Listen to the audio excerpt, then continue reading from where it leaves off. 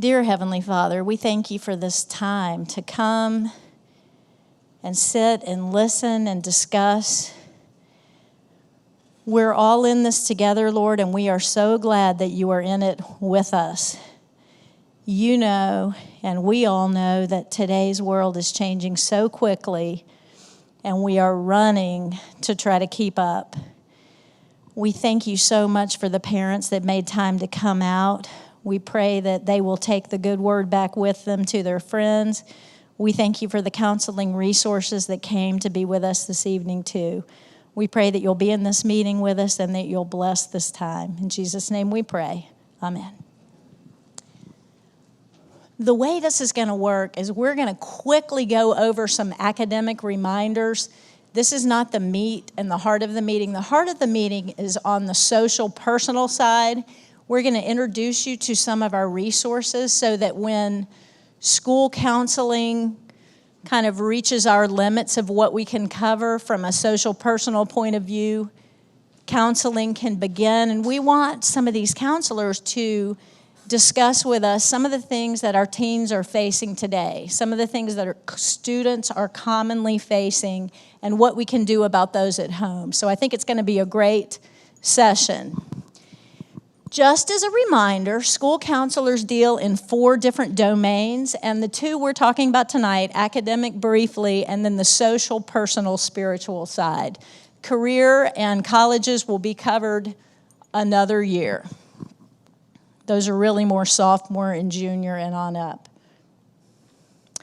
Okay, you may have noticed when your child came to high school, maybe some signs that they're not quite as organized as you would hope that they would be.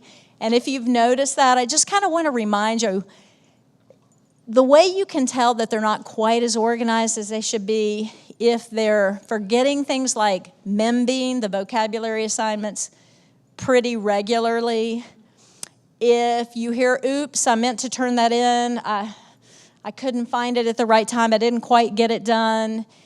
If you see them last minute frantically cramming for tests and quizzes and not quite sure what all is going to be on there. And if you hear about that they're running into class late, that is a sign that they may not be quite as organized as they need to be to achieve full success in high school. So the answer to that, we've talked about this lots of times, they need some kind of a way to be organized. It doesn't have to be a planner. Different kids have apps. They have different ways to stay organized. But we need you to work with them to make sure they have something. And you can ask them some questions like, show me where you've got a list of all of your homework. Show me the calendar where you've projected when you're going to have tests and projects and quizzes. And you can kind of see the big things that are coming up. So just by asking the questions and asking them to produce those things, you can do a double check to see if they really do have a system. Also, I would really encourage them to get to class early. That is one thing I've noticed about my own kids. They're very social and tend to be talking till the very last 5 seconds before the bell. They run into class, they're frantically grabbing things out of their backpack, and they miss the first 2 minutes of what the teacher said. And the 2 minutes can be the most important things like, here's what we're going to do in class today. Here's what's coming up tomorrow. There might be a pop quiz sometime this week. Those things can be so important. So if you can encourage your student to get there 1 minute early, get settled, kind of flip the switch that we're in class now, we're no longer socializing, have the right materials out, have the planner or wherever they're going to record the assignments, so that they really are getting the full benefit of every word that the teacher says. We also just want them to catch that glimpse of what it feels like to be on top of things, to be organized, and to kind of get a vision for how nice life can be when you are an organized student. The second thing that we see is sometimes there's a problem with our students, especially freshmen, kind of knowing how to really prepare well for quizzes and tests. So symptoms of poor preparation, grades for one thing, that they've underprepared. Sometimes you'll find students that they never have their own notes.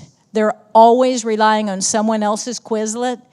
And that student may or may not be a great student, and sometimes the students are still using their notes, so you need to make sure that if they are sharing Quizlets, they're picking the very best students to use their Quizlets. Also, we found that note cards, I mean, it's old-fashioned, but writing out that information can be a very good repetition of what they need to know. So they don't have to stick with Quizlet just because it's there. Also, we really encourage you to encourage them to start studying before the last night.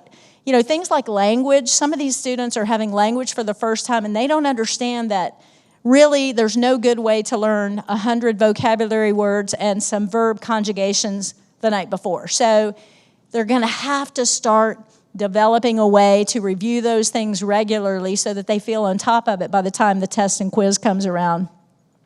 Also, a lot of the teachers provide study materials, study guides, things that they need to fill out to make sure that they understand. Make sure that they're doing those study guides, because the teacher may not take them up. The teacher may say they're doing the study guide.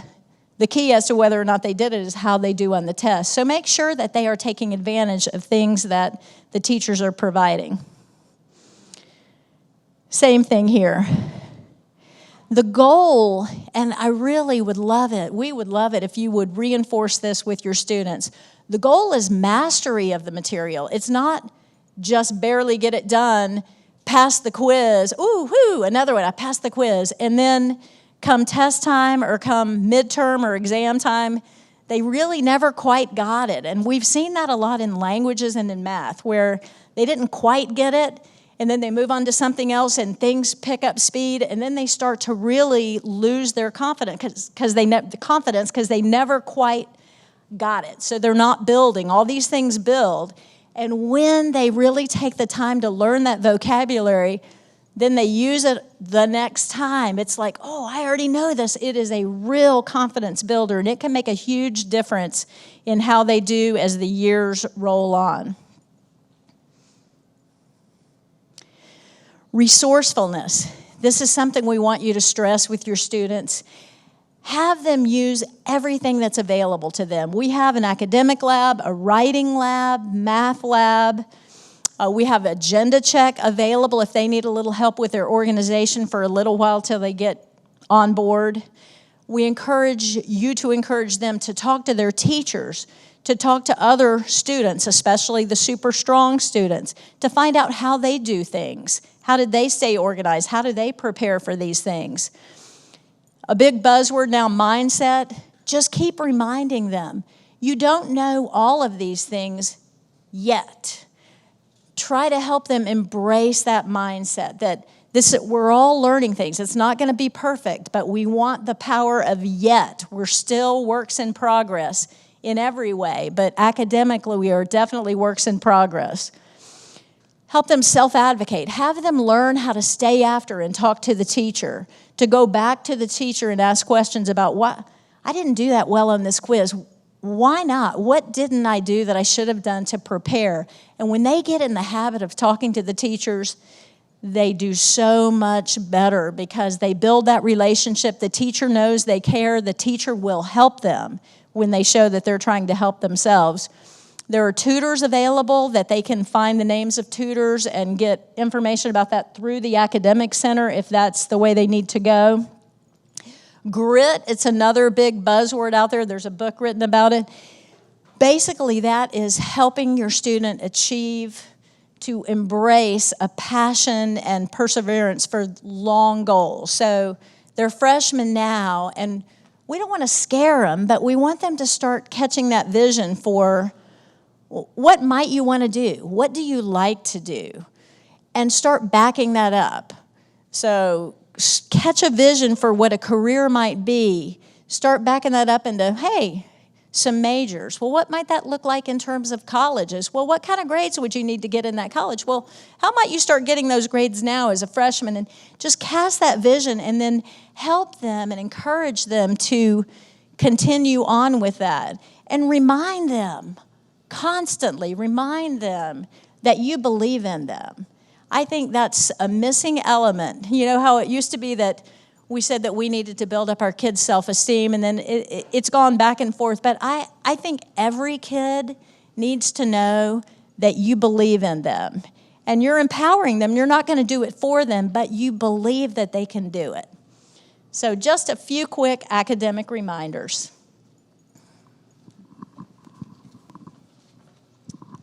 Hey guys, thank you so much for coming tonight. My name is Pamela Kilburn. I'm one of the school counselors here. Mrs. Stauffer and I split students alphabetically, so she has students with the last names beginning with A through K, and I have students with last names beginning with L through Z. And the next part of tonight's meeting is going to focus on some of the social personal issues that it's just helpful to be aware of in high school. What we have found over the years is that it's best to be proactive and to be just kind of ahead of the curve when it comes to things like this. The more that we know, you've heard the quote, knowledge is power, the better prepared we are for different situations when they arise and the more effectively that we can help. So I think that's why we put this meeting so early on in freshman year, because we want to start off with some foresight about just how to best help students navigate the high school dynamics of friendships and all the different things that can arise. So a lot of the things are great. Students are growing and they're coming into their own and they're really learning to become adults. This is a period of young adulthood. And so it's sort of a great training opportunity for your students before they leave for college to just equip them with those skills that they need for adulthood. So we're just going to talk about some of the different issues that could arise. You've got 2 handbooks to take home with you, an academic and a social personal handbook. The topics that we're going to go through tonight just sort of go straight through the social personal handbook, and they're just different things that pertain to high school.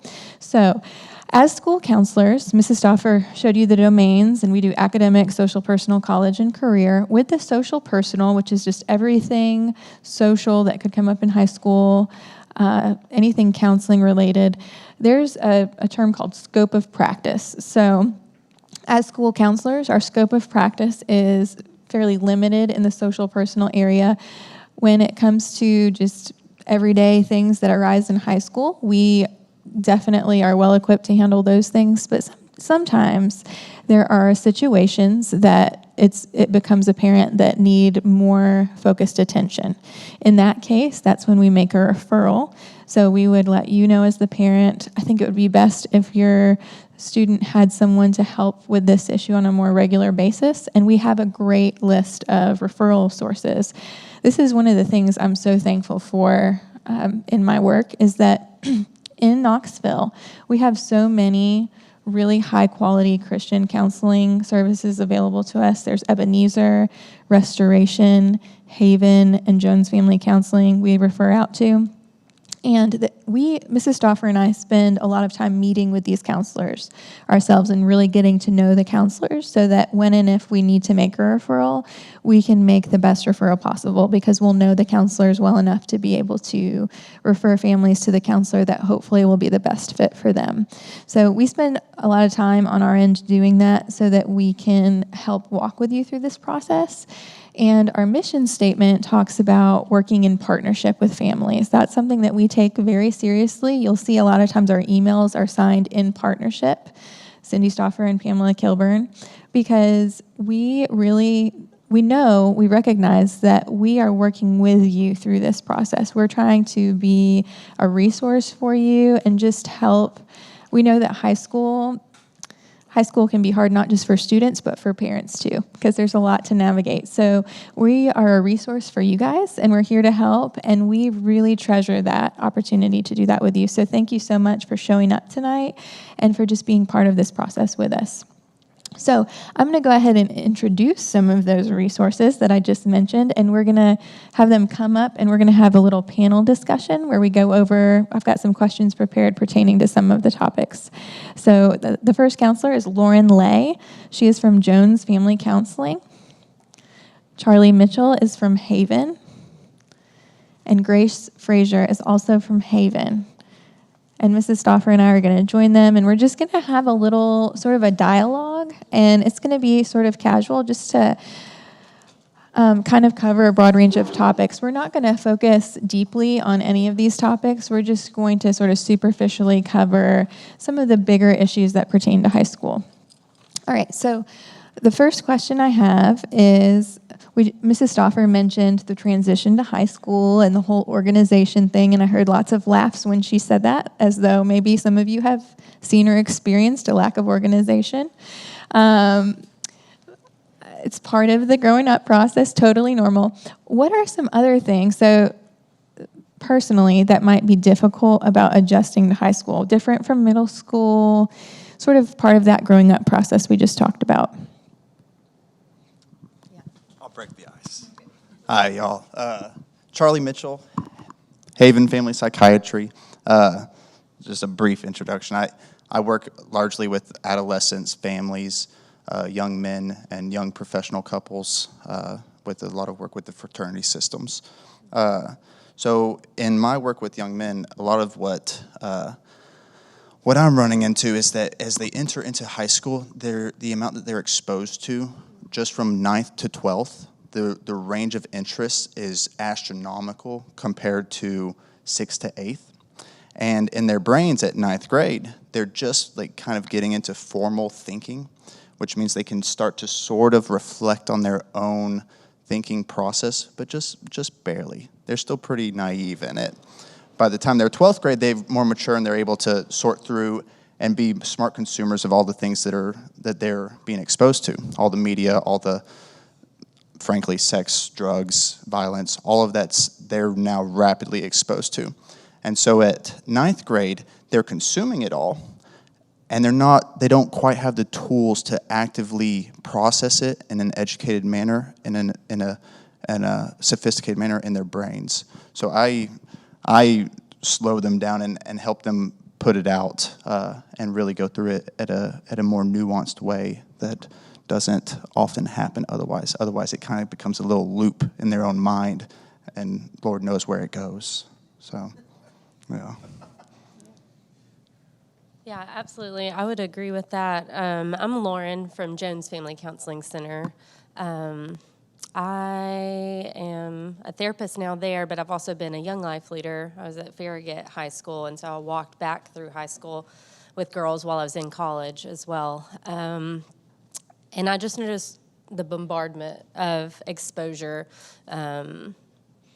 to all kinds of new things that are separate from middle school, but also it's that training for adulthood. So the idea that you're moving, I have 2 littles myself as well, so kind of this idea of parenthood, I think of when they're really little, you're more in like a cop role. You're setting the boundaries, you're policing, you're teaching them what's right and what's wrong, really focused on keeping them safe. And then as they transition more into middle, you're kind of stepping into like a coaching role where you're still in charge, you're calling the plays, but they're the ones running out there and doing that, making the play happen. And then they come back, and are we creating space to talk about how did it go, what went well, what didn't go so well, and creating space to have those conversations. So one of the most important things really in this transition is keeping open lines of communication, and are you a safe place for them to express how they feel? Are you approaching them with curiosity or immediately with judgment or telling them what to do? Are you creating space for them to cognitively be able to process, learn some of the coping skills, and learn how to implement those, and creating space to allow them to make mistakes and learn from those consequences a little bit as they're training into adulthood.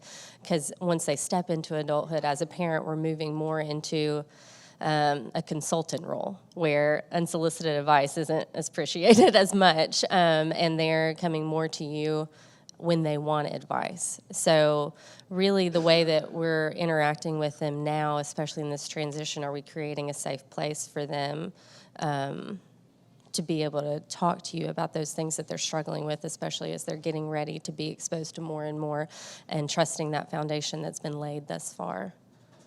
Yeah, that's great. Grace Frazier, Haven Family Psychiatry. I work largely with adolescent and college-age women. And just echoing everything they said, they made some amazing points, and I would totally agree with both of them.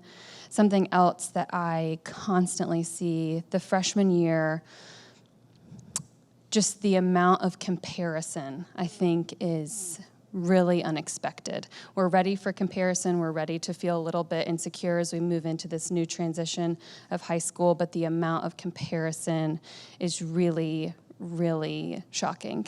And I think that that really plays into insecurity of identity.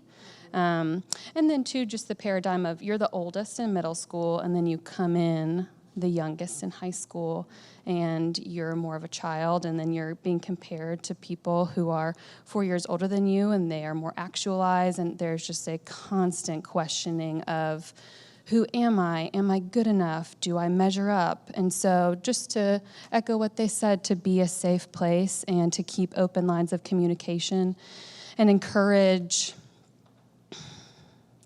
moving at their own pace and encouraging them to set their own standard of success, and you obviously coming alongside of them and helping them set their own standard of success, but just the comparison trap can be so damaging to a high schooler.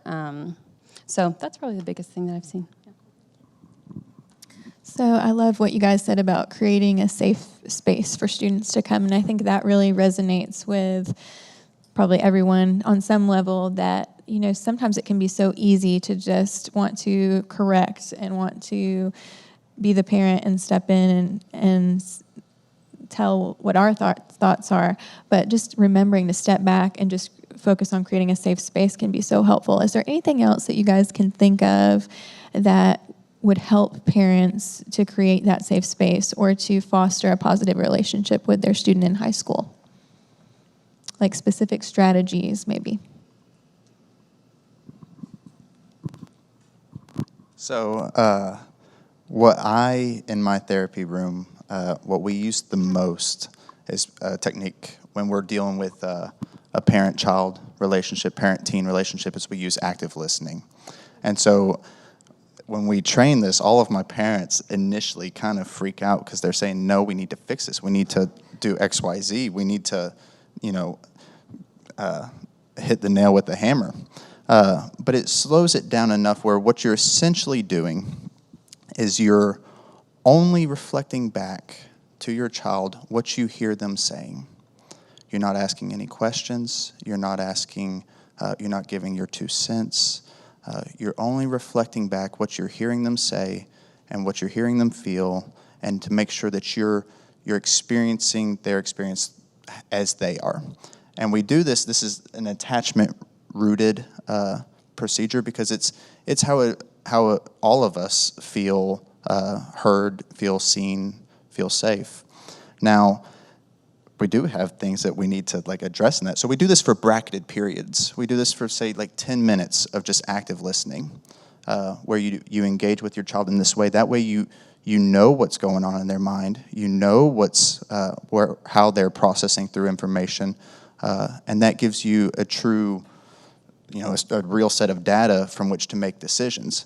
Otherwise, what I see is, a parent will come in and they'll come in with an attack, or with we need to do this, which is an attack, but a child experiences as an attack. And as soon as that happens, you've lost all influence. You may be fighting for control. But you've lost all influence. And in this population, it's a game of influence. We're dealing with probabilities. We're not dealing with control anymore. So shifting that mindset from control to influence is what we really spend a lot of time and energy on.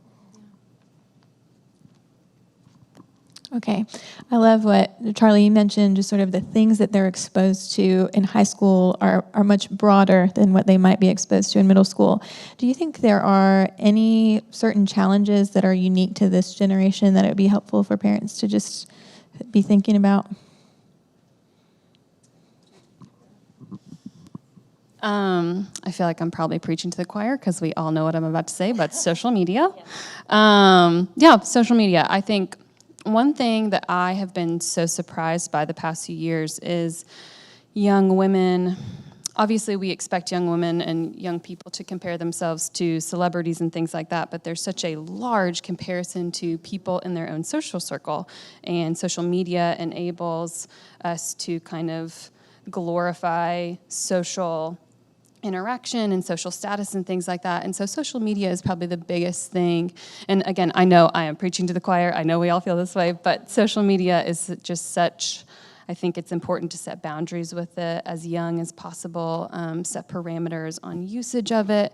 But I just think it can be a real source of pain. And just kind of to piggyback off of what I was saying earlier, a place of major comparison and a place to really grow insecurity, because if I see their picture and I feel like that my life is not as fun as that picture looks, then what a loser I must be, when in reality that's not true at all.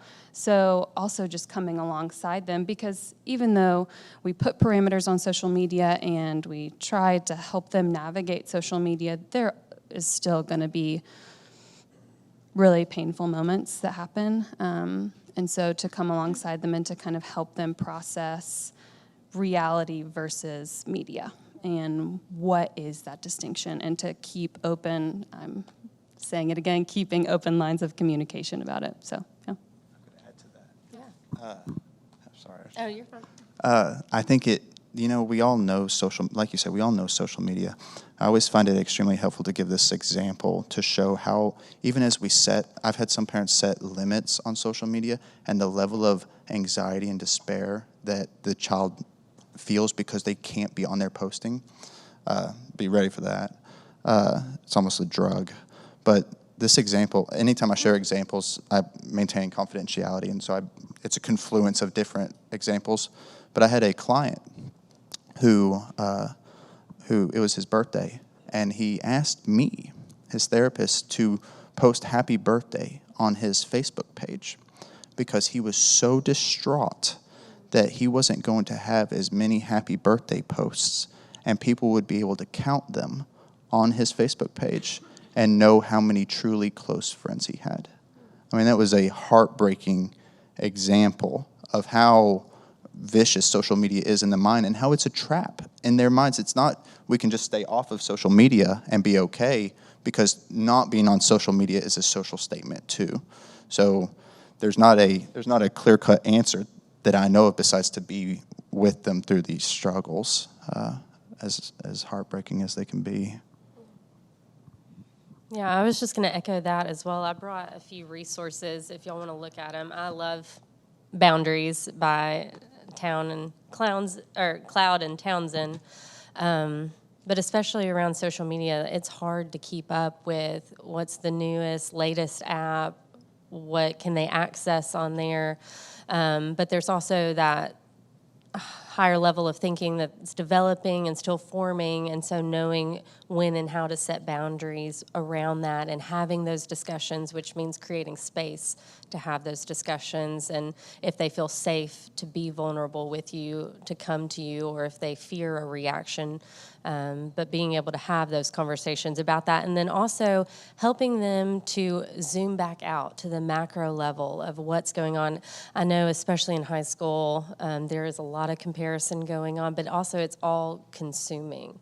It feels like this is my life within, these four walls, this room, these group of people. And so anything that goes well or then goes wrong, it can feel like the end of the world. So really zooming out, helping remind them of what truth is, and reality checking their thought processes. And a little easy one that I like to use, I say snap and even wear like a rubber band, but stopping, noticing what you're feeling, how that's coming out in the body, starting to ask questions. So stop, notice, ask, asking questions. What am I thinking? Who told me that? Where am I believing that from? And then the P is pivoting to truth. And so even doing that in a written exercise, I especially use with a lot of clients that are feeling a lot of anxiety or depression, and that's not just a one-time process. That's a daily process of reminding yourself of truth and bathing your mind in truth, and that especially as parents, that we're God's instruments in shaping human souls. And so it's our job to zoom out to the macro level and give them the overarching tools and just resources to really have a healthier way of thinking around what they're experiencing right now. And another resource that I love for that is by Paul David Tripp, a book called Parenting. It's 14 Gospel Principles. It's not like a how-to with each individual little thing that they're experiencing, but it's more 14 gospel principles that just help shape the way that you parent. And so I'd highly recommend that resource as well. I totally agree. Those books are really excellent resources. A couple of other resources while we're talking about that I have found over the years that have been really beneficial. One, how many of you in here have seen the Simon Sinek video on millennials? A few of you? Okay, so this is your homework for tonight. Go home and watch it. It's about 10 minutes long, and you'll be so glad that you watched this video. It's really, even though this generation is not the millennial generation was the first one that was really drastically impacted by the social media, the onset of social media. And so he talks specifically about the dangers and risk factors of social media in that video clip in a really concise, effective way. So I would recommend that video. Also, a few years ago, we had an organization called Fight the New Drug come to campus. And this organization deals with the issue of pornography primarily, but they have some really great free online resources. So that's another website that you might look at. They said something that I found very memorable and helpful for parents while they were here. We had a parent meeting one night, and they spoke specifically about technology, and their recommendation was, they said, in middle school, it's appropriate to block websites from your students' electronic devices. In high school, you're moving more to a monitoring. So not so much blocking, but monitoring, which goes back to what we talked about earlier with, like, you're the coach and you're trying to help them learn how to become adults. And so they're getting ready to have completely unrestricted access to the internet in college. And so blocking at this age is probably not as appropriate developmentally for students, but monitoring is very important. And I think sometimes parents feel a little bit uncertain about whether or not they have the right to do that. And they were just very supportive of your right to do that as parents. So I just think it helps to just have that little bit of encouragement to know that that is an appropriate thing to do, and it can really help speak into these issues with students while you still have the opportunity when they're in high school. All right, so what, in your opinion, are some of the most important soft skills that students in this generation really need to learn and master in order to be successful?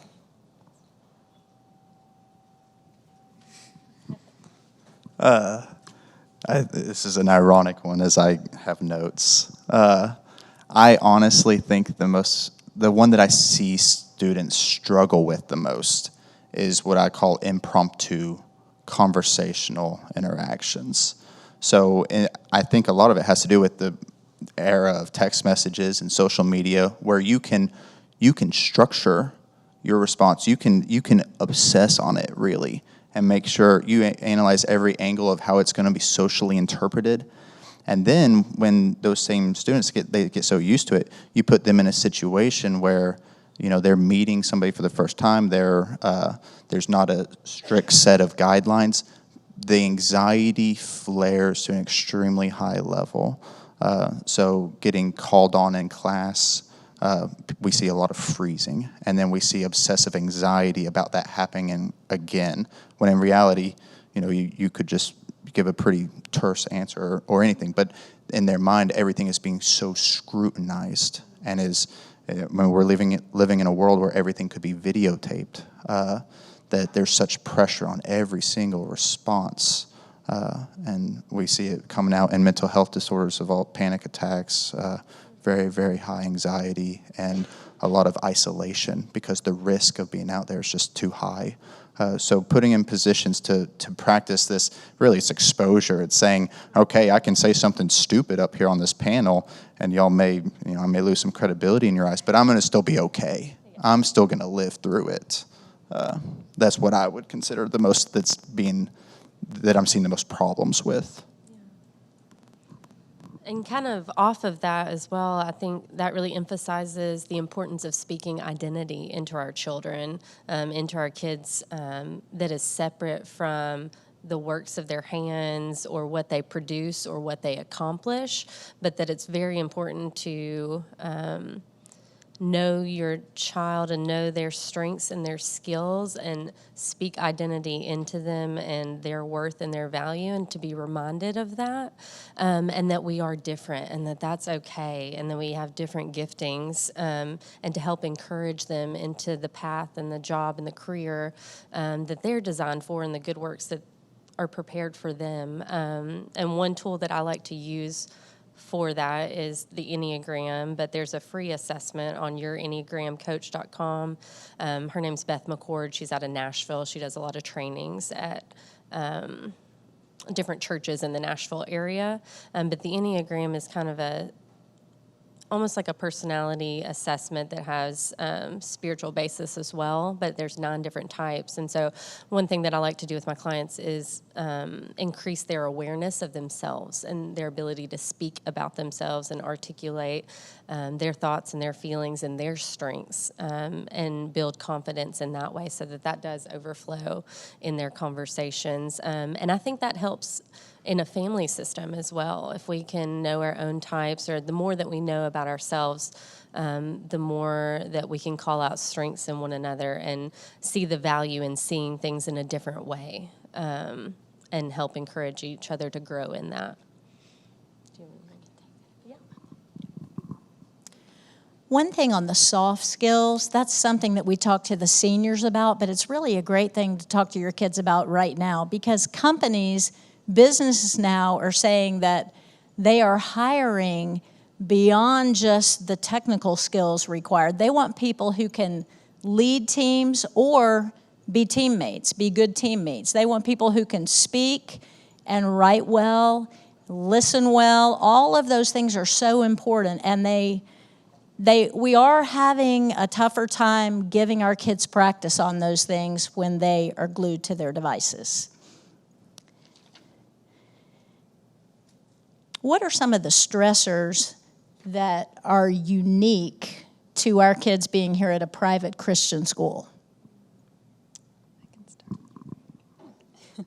I think there are a lot of different stressors that we could talk about right here, so I'm just going to pick one. I think that it can be challenging to, as a student, walk through making mistakes and walk through developing a sense of self, because there can be a heightened sense of this is good and this is bad. Do not associate with the bad. And so I think that, just once again, encouraging open lines of communication, we'll keep repeating it all night long, that while as Christians we are called to a standard, there's also grace and communicating the balance of the gospel. But that is something that I have seen, just a hyper sensitivity to, I must be good, I must be right, I cannot mess up, and then a deep, deep sense of shame when they do mess up or take a step off of what they wanted to do. So just helping them know that it is okay, you are human, you are going to make mistakes, and that does not mean that you are counted out, and that does not mean that you are bad, and that does not mean that you are evil. And also in therapy, we would call that sense of I'm either good or I am bad as kind of a black and white thinking, and in therapy we encourage an integrated, balanced way of thinking. So just to be a voice of integration and balance, that you are human and that is okay. So that's my thoughts. So Grace and I have the privilege of working with Grace, and I'm often jealous of her where she gets a lot of the very self-aware, typically female clients that could articulate what she's saying. And what happens for a lot of my males is that they're experiencing the same things as what Grace is describing, but it comes out as defiance, as a lot of anger. And so what I think the biggest complicating factor I have is that defiance and anger, where in a public school it would be directed at the principal, it would be directed at parents. Within Christian households, it's a harder line for them to not also direct it at the religious structure that they sometimes perceive as keeping them from having fun. And so that's what we butt heads into often, and we slow down and we really chew through that to make sure that they're not throwing a baby out with the bathwater. So good. I love what Grace said about just reminding students that their value does not come from their performance, but that it comes from their inherent value, which is ultimately found in Christ, right? So we talk about that a lot with students, and whenever we meet with students, a lot of times we'll explain this concept to them. So in counseling, there is a term called unconditional positive regard. And it's so funny how counselors are really good at making up fancy terms for things that Jesus talked about thousands of years ago, right? Because Jesus showed us how to do this, right? How to love people unconditionally. He came to show us that. And so one of the things that I have found to be really powerful and effective with students is to explain this to them. And so what I will say is, do you know that there is literally nothing that you can do or say that will make me care about you any less or any more? I care about you because you matter. And there's nothing that you can do to undo that or to make it better. You matter to me. And it's so important for them to hear this from their parents too. And sometimes we just kind of take that for granted, and we feel like we're showing that through our unfailing love for them and our presence in their lives. But it's so helpful for them to hear those specific words from you on a regular basis. So I just want to say that as an encouragement. It's just, and to give you permission, like, don't be ashamed of saying that to your child every day if you need to, feel like you need to. It's a great thing for them to hear. All right, so what do healthy boundaries look like in dating relationships and in friendships? Okay, boundaries. There's a lot that could be said there. Again, open lines of communication. Like, we need to express what our expectations are in relationships and create an environment where it feels safe to express how we feel and what we think, and creating space and giving room as they're trying to figure that out as well. They're forming their own ideas and their own opinions, and we are in kind of, in this age, more of that coaching role as parents. You're talking to them, you're calling the plays, you are setting the boundaries and the limitations that you expect while they're living with you, but you're also, you have the long view in mind, and so you're trying to set them up for success long term, and also speaking identity into them, that even if a mistake is made, I still love you. Your worth is not found in that. But yes, there's limits to safety and control, and around that with boundaries, just that it's okay to say no. And I hope that you are empowering your kids and your students to be able to say no and to be confident in their own voice. And so that's really building the self-awareness and talking through what's right for them, what's not right for them.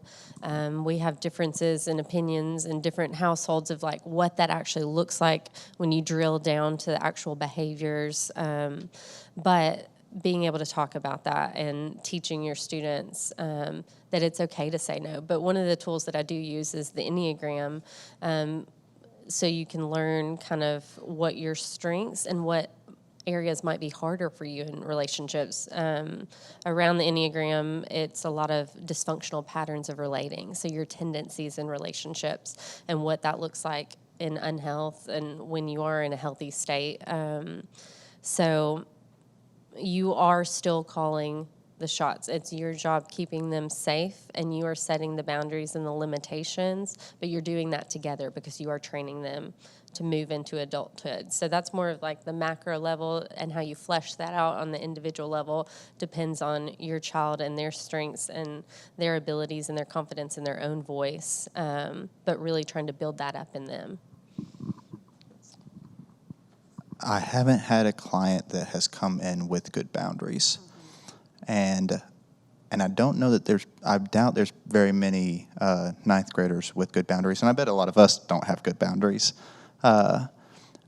Boundaries, we talk about boundaries a lot as this thing like that's like very clear cut, and you could just apply, and all of your relationships would be excellent. But we learn and we implement boundaries by being hurt, really. That's when we know, okay, I don't want to be hurt like that again.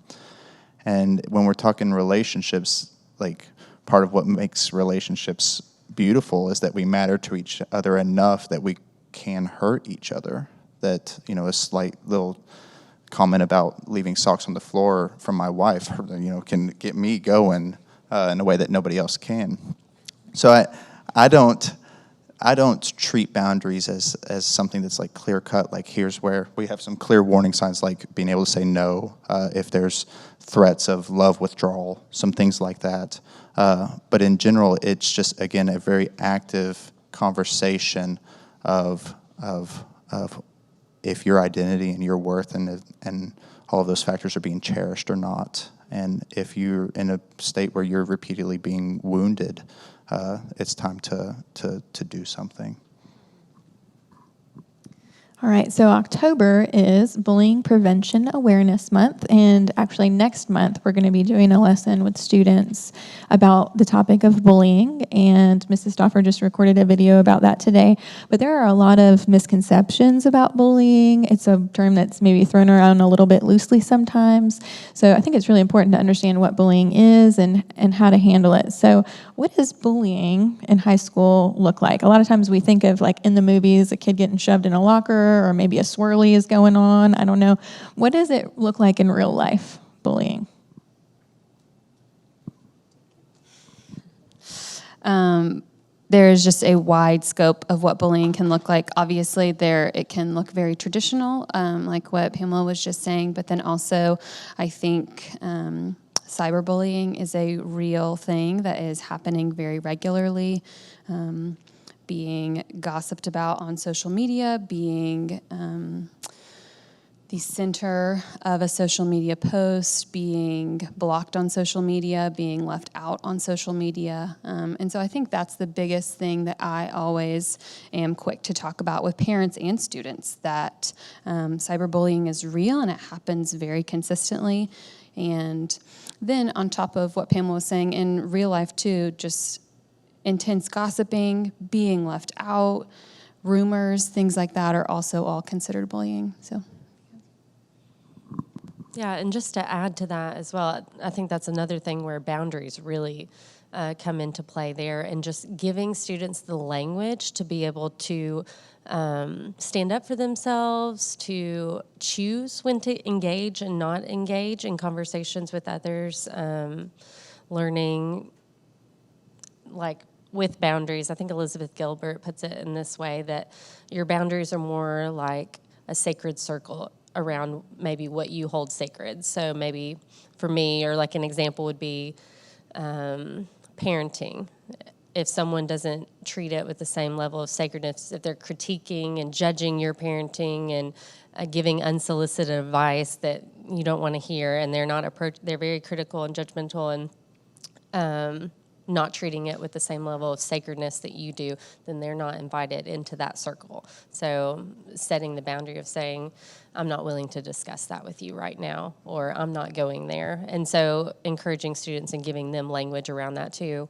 And especially with like social media as well, maybe turning off the comments or not getting on that platform, or leaving your phone outside of the bedroom after a certain hour, stepping away from it and just getting a breath of fresh air. And I think a lot of it at this age, too, is just the isolation and the othering that they feel of not being a part of whatever group that they think is important. And so speaking that identity and worth back into them again, that it's not associated with having to be a part of that group, and that they'll be okay. So another really great resource, if you haven't heard of him, teen behavior expert Josh Shipp has some really great videos, and we're going to send out one of these videos next month. But he talks specifically to parents about this issue, and one of the things that he really speaks well about is with bullying, the motivation of someone who might be bullying is to get a reaction. Right? And so one of the ways that as parents you can walk alongside your child with your child in this is to just even role model, like to practice a scenario where maybe this is happening. So ask them what's happening at school, have them be the bully, you be them, and just kind of play out an interaction. And in that interaction, show them how to not respond in a way that will escalate the situation. Because if they get all frantic and worked up about it, it's going to perpetuate the encounter versus there are some other ways that they can diffuse it. And so that's just helpful, just to have a specific strategy that in the moment they're prepared, they know what to do, and they've practiced and rehearsed for it beforehand. So we talked about how to help a child that is being bullied. What about maybe if we're concerned that our children, if one of our children is being the bully, bullying someone else at school? How might they step in and help their student navigate that?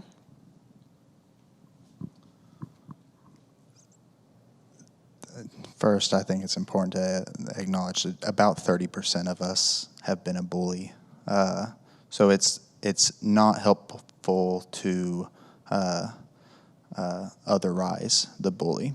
I think the key is to remain curious and compassionate, knowing that if somebody is bullying, it is a key indicator of some pretty significant emotional distress that they're going through, usually anxiety, depression, or an indicator of some potential abuse or trauma that's happened to them.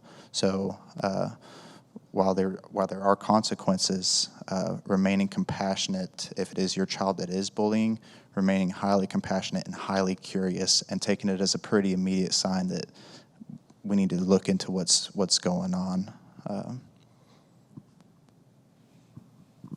Yeah, I was just going to add to that it's often like a behavior that's coming out that's trying to get a need met. So getting to that underlying need. What is that need? What is going on there?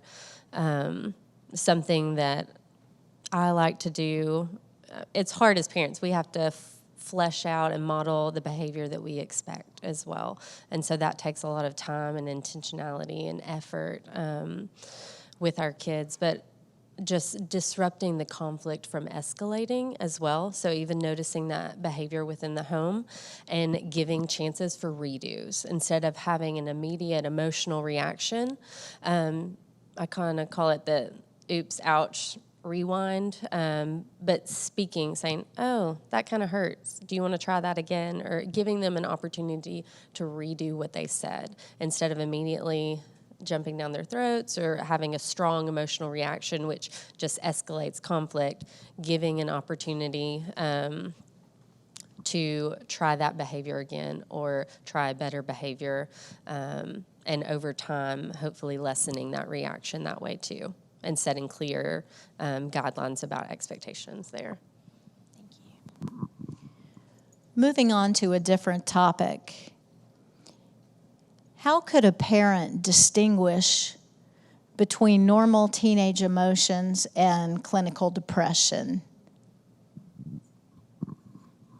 The three biggest things that I notice are isolation, self-loathing and self-hatred, and a sense of hopelessness that typically stems off of that self-loathing and self-hatred. And something else that would distinguish between regular emotions and clinical depression would just be the length of time.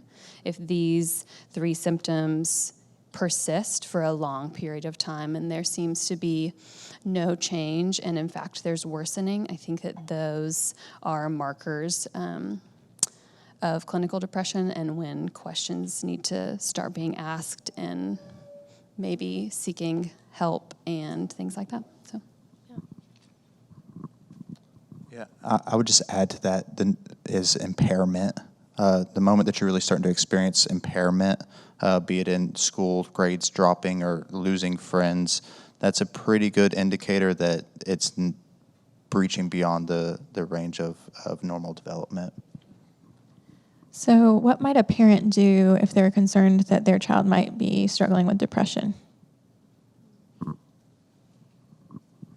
I'd say, first of all, don't be afraid to seek help. That needs time and attention, and sweeping it under the rug or ignoring it often just makes it get worse over time. So giving them space to talk about that, especially with a mental health professional, taking notice of that and having conversations, seeing the level of impairment, reaching out to the guidance counselors. They can give you great referrals as well. And it may be something that the whole family system could be pulled into the counseling session to really support the student. There's often a lot more going on there, but definitely not being afraid to seek help, that's a strength. It's easy to be, I would say it's easy to be hard in our culture sometimes, but it takes real strength to stay soft and to be vulnerable and to choose to seek help.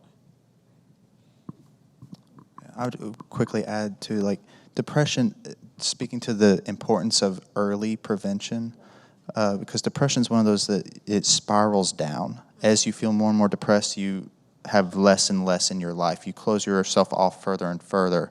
And self-esteem, we often think like, oh, well, just tell yourself these things and you'll feel better about yourself, but it's just not how it works. You do need to have some things in your life to be proud of and that do give you life in that.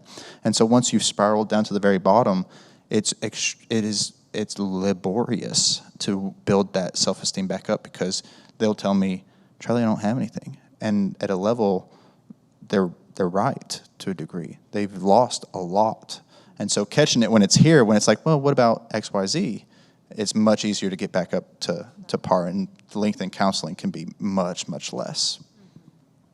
Absolutely. And sometimes we do see students who are hesitant to get help from a counselor because there can be sort of a stigma with counseling where that's not present with like traditional medical care. So the example that sometimes we'll give with students is like a broken arm, and we'll say, so let's just say you broke your arm. Would you hesitate to go to the doctor? Anybody? Nobody? No one would hesitate to go to the doctor, right? Well, let's just say you did. Let's say there are some places in the world where there is a stigma with medical care. And so if they didn't go to the doctor with a broken bone, what would happen to that bone? Would it heal? It would heal, yes, inappropriately. So our emotions are very similar. So are our emotions going to heal if we have brokenness? Absolutely, they are going to heal. We're going to find coping strategies to help us deal with that. Those coping strategies might be healthy or unhealthy, but we're going to find coping strategies to deal with that. So either way, whether it's a broken bone or unhealthy coping strategies, at some point, those problems are going to probably become so pervasive that we do seek help. With a broken bone, they may have to break it and reset it. With unhealthy coping strategies, it takes a lot of work to undo that. So like we said, it's so much better to deal with it on the front end than to let it go further and to progress to that extent. So jumping to another topic, some people sometimes, and talking about stigma, believe that talking about the issue of suicide can make people more likely to commit suicide. Is this true? And how can adults dialogue with students about this difficult topic in a safe and productive way? It is not true. I can't tell you the palpable relief that I see on my kiddos' faces when I do breach the topic, if they've been having suicidal ideation, and I am able to either guess that that's there or ask them, just saying the words. The palpable relief as soon as I do that, I mean, it's in the air, because it says someone is in tune with how bad this is, how deep this goes. When we stray away from it, it leaves that it really gives a slight message of like, this is not acceptable. I do not accept this part of your suffering.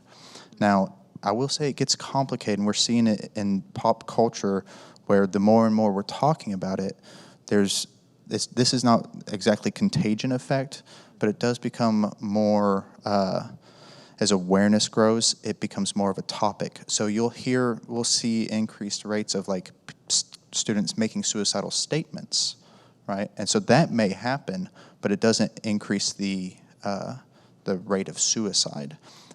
Suicidal statements still are taken seriously and are a huge sign of pretty significant distress. So whether or not an attempt is made, it's something that we want to lean into and create more room for. Yeah, and I would agree with that, absolutely. That talking about it breaks down the isolation of it, thinking that I'm the only one having these thoughts or these feelings, and also exploring, is this really something that the student's interested in, or is it they just want the pain to stop and don't have other coping strategies for that, which is something that we can work on together.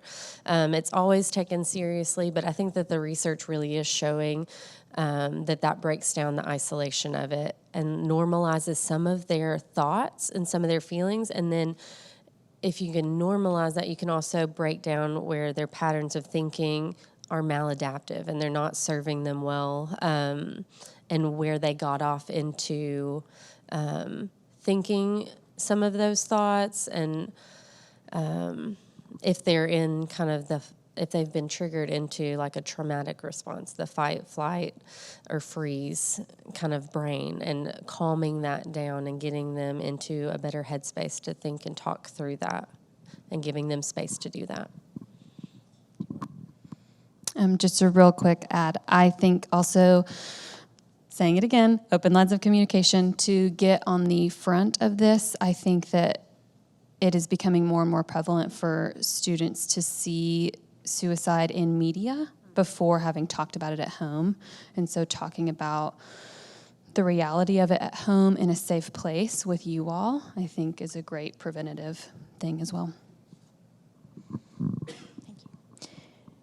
On a different topic, in just a few years, students will be eating all of their meals completely unsupervised. How can we ensure that they're developing healthy habits and identify possible concerns? And a related question, what are some of the motivations for individuals who develop eating disorders?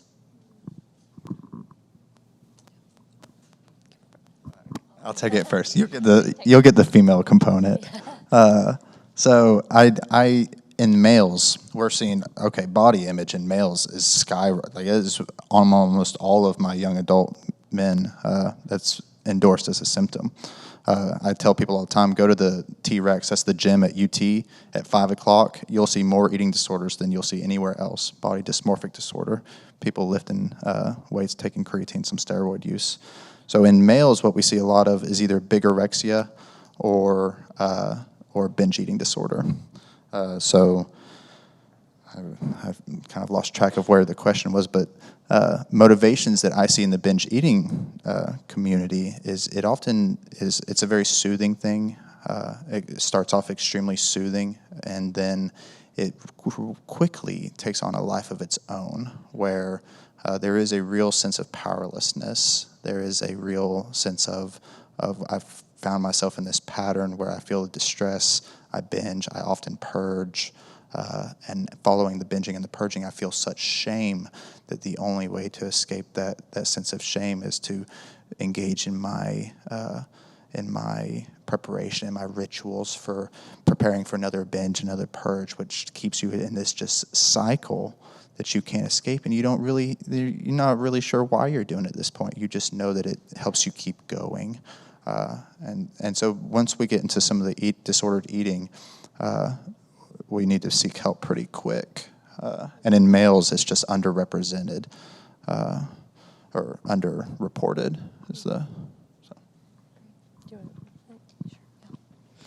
In females, obviously, it's not quite as underreported, but body image in females is a huge issue that we see constantly.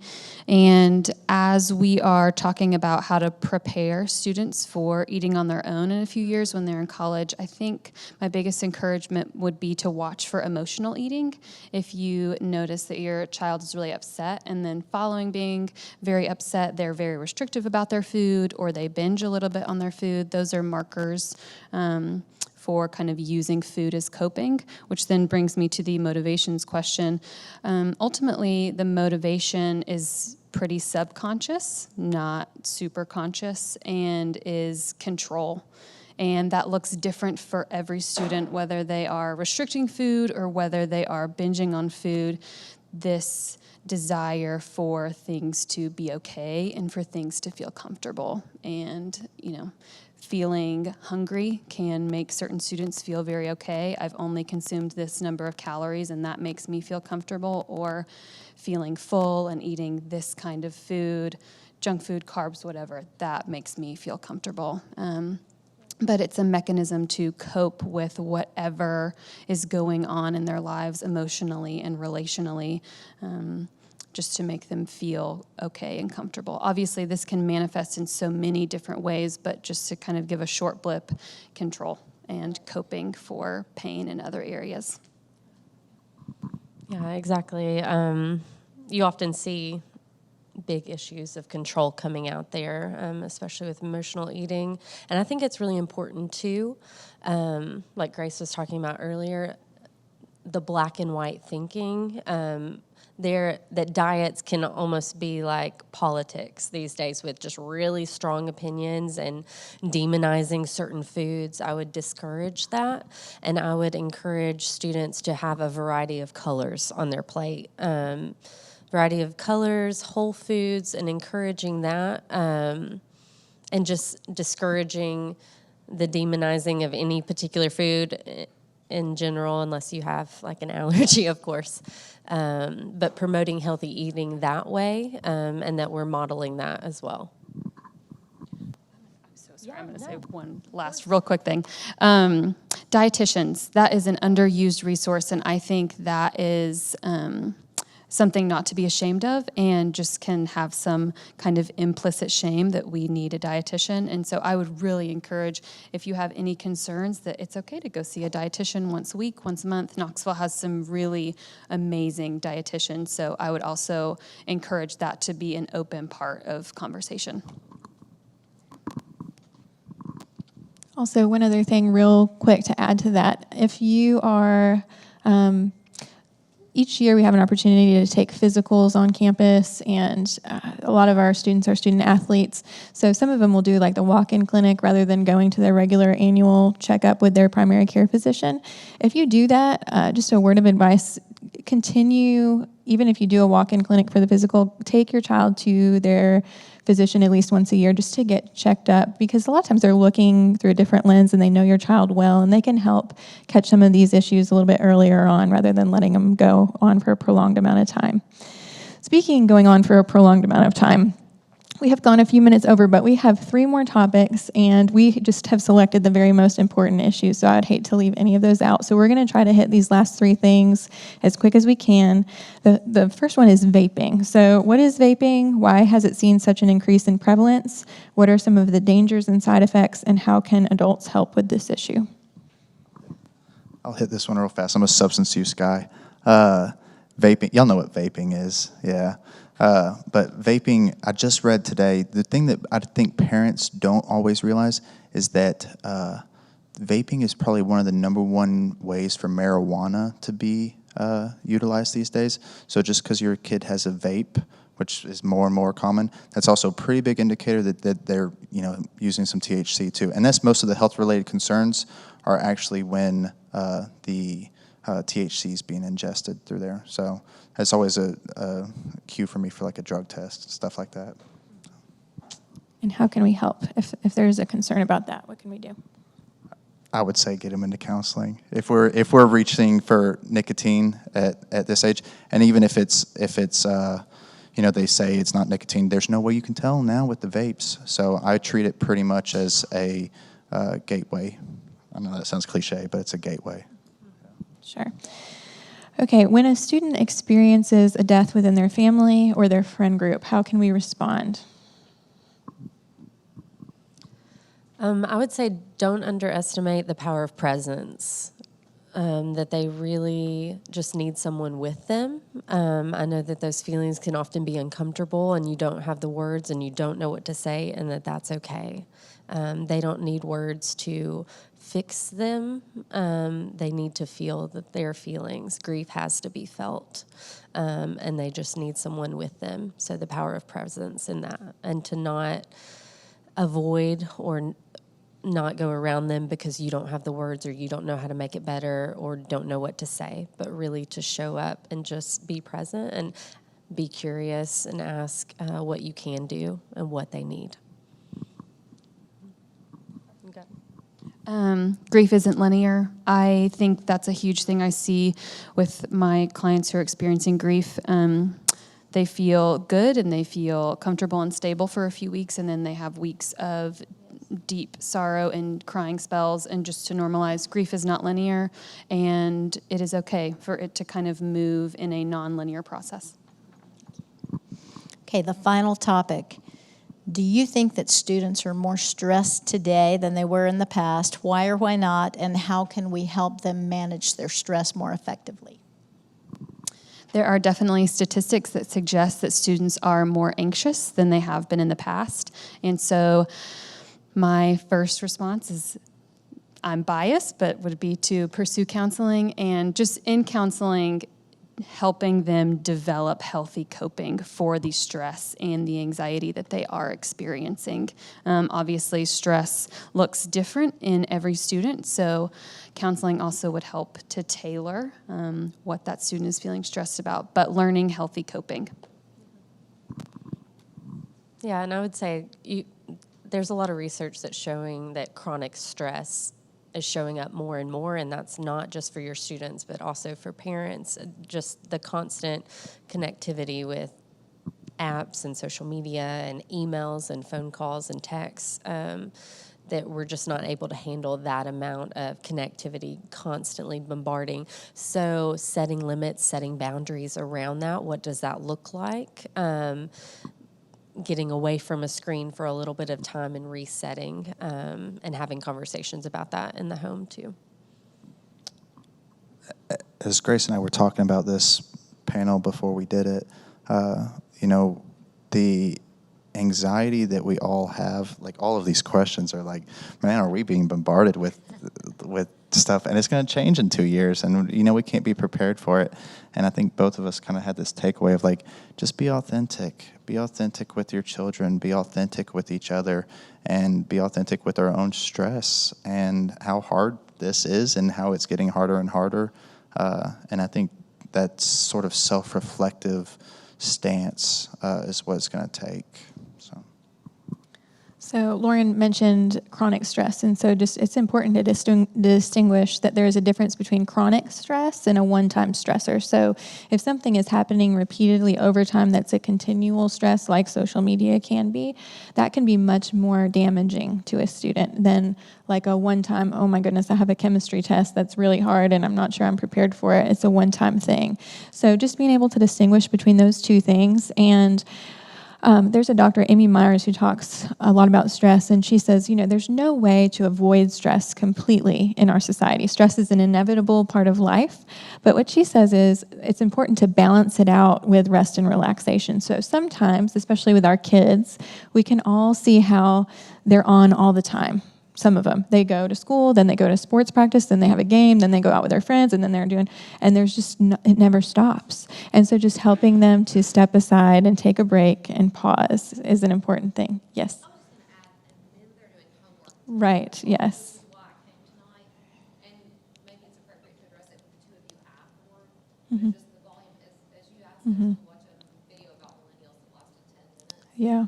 What my child is experiencing is a video from 10 minutes, a book for 30 minutes, a paper for an hour, another video for 25 minutes. And I feel like right now, at least my freshman is very overwhelmed with what's happening as far as the homework lifestyle. That may be unique to my freshman, but we are really seeing a tremendous amount of content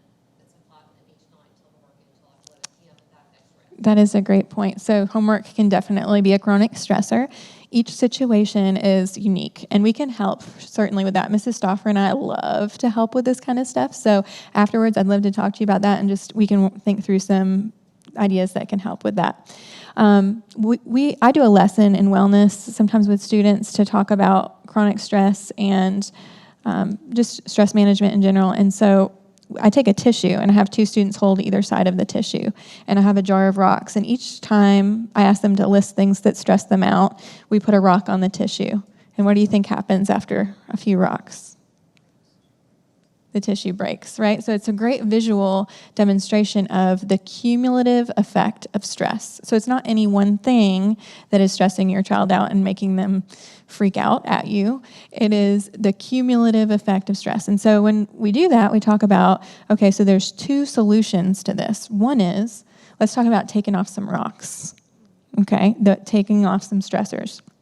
The other is, maybe a tissue is not really going to hold much at all, so we need to develop some good coping strategies.